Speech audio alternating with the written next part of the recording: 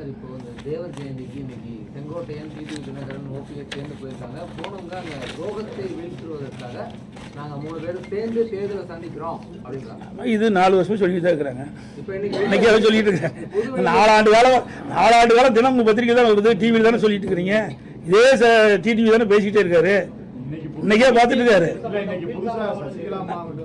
சசிகலாமா வரலையே, எனக்கு கேட்ட அளவுக்கு வரல.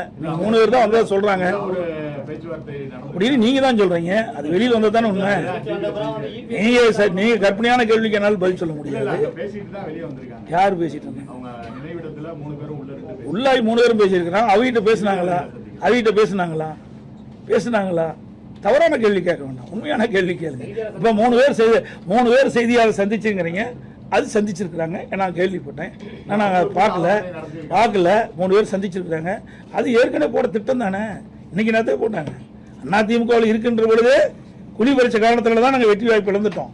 இப்படிப்பட்ட துரோகிகள் அதிமுகவில் இருந்த காரணத்தினால தான் எங்களை 2021 ஆட்சிக்கு வர முடியல. புரியுதுங்களா? இப்போ 2 நாளைக்கு முந்தைய என்ன சொன்னார் ஓபிஎஸ்? இவரே அதிமுக கட்சிக்கார், இவரே ஒருங்கிணைக்கின்றவர். உண்மையான அனைத்து இந்திய அண்ணா திராவிட முன்னேற்ற கழகத்தை மனசுல இருந்து இந்த வார்த்தை வராது. 2 நாளைக்கு முந்தி சொன்னார்ல, அண்ணா திமுக ஆட்சிக்கு வரும்னு சொன்னார். இவர் எப்படி போய் ஒன்றாக இணைய முடியும்? இதெல்லாம் திமுக பிடிஎம்மா இருந்து செயல்படும். அதிமுக உண்மையான அம்மா தொண்டர்கள்லாம் ஒன்றிணையலாட்டினா திமுக வந்துரும் அப்படின்னு தான் சொன்னேன். திமுக வந்துரும் நான் சொல்லல. நீங்க தாங்க பத்திரிகையில போட்டீங்க. அப்புறம் உங்க பத்திரிகை செய்தி அதெல்லாம் நீங்க மாத்தி பேசக்கூடாது. உங்க பத்திரிகை செய்தி நான் வச்சிருக்கிறேன், கையிலேயே எல்லாம் வச்சிருக்கிறேன். பத்திரிகை செய்தி, ஊடக செய்தி, அவர் என்ன பேசினாலும் எங்களுக்கு வந்திருக்கு. அதன் அடிப்படையில் தான் நான் அந்த கருத்தை சொல்றேன். அதெல்லாம் இன்னைக்கு தயக்கம்லாம் இல்லையா? இனிமேல் தானே இருக்கும். ஏற்கனவே நாங்கள் பதவியெல்லாம் பாருங்க. அண்ணா திமுகவை பொறுத்த வரைக்கும் யார் துரோகம் செஞ்சாலும் சரி, தலைமைக்கு உடைய கருத்தை அவர்கள் முழுமையாக கடைபிடிக்காவிட்டால் யாராக இருந்தாலும் உரிய நடவடிக்கை எடுக்கப்படும். நடவடிக்கை எடுத்துக்கிட்டு இருக்கோம். எடப்பாடி திமுக தான் எதிரி, அண்ணா திமுக எதிரி. அது மட்டும் இல்ல, எடப்பாடி திமுக தான் எதிரி எங்களுக்கு, அண்ணா திமுக எதிரி எல்லாம். அவர் எப்படி ஒன்றிணைக்கிறாங்க? யார ஒன்றிணைவனா? யாரு ஒரே நிமிஷம் யார ஒன்றிணைவாங்க? அது சந்திக்கலாம். இப்போ நீ தான் காட்டிருக்கிற, நாங்கள் வேண்டாம் சொல்லுவோம். அது அவருடைய விருப்பங்க, அது தனி ஒவ்வொருத்தருடைய விருப்பம். அதை போய் நம்ம ஒருத்தருடைய விருப்பத்தை போய் மாறா நம்ம பேச முடியாது. அது என்ன கருத்து என்ன எதுன்னு எங்களுக்கு தெரியாது. சொல்ல புரியுதா? அனைத்து இந்திய அண்ணா திராவிட முன்னேற்ற கழகத்தை புரியுங்க.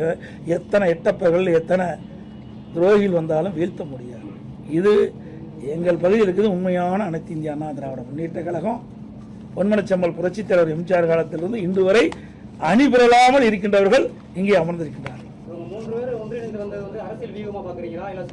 அது ஒன்றும் இல்லை, வீணா போனது. அதை பற்றி பேசி என்ன பிரயோஜனம்? வேஸ்ட், பேசுறதே வேஸ்ட். கால நேரம் தான் வீண்.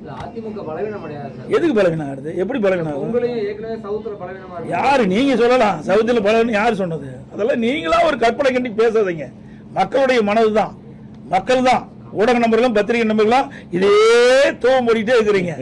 அதிமுக பலவனம் சார்.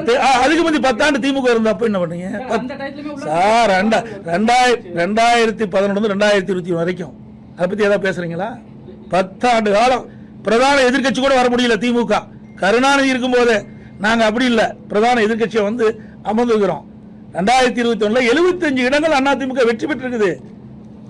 அப்படி இருக்கும்போது வேணும்னே திட்டமிட்டு அவ்வளவு ஒரு செய்தி நீங்க பரப்பிட்டு இருக்கிறீங்க. அதுதான் ஏன் திமுக 2011 எங்க வந்தது? எத்தனை தேர்தலில் தோல்வி விட்டுறாங்க? அதை பத்தி ஏதாவது ஊடகம் ஏதாவது விவாதிக்கிறீங்களா? பத்திரிகை ஏதாவது போடுறீங்களா? ஆளுங்கட்சியா இருக்கும் போது அதிமுக விமர்சனம், எதிர்கட்சியா இருக்கும் போது அதிமுக விமர்சனம். அதிமுக கட்சியோட கட்சியினா உங்களுக்கு ஊடகத்துக்கு செய்தி இல்லாம போயிருக்கு.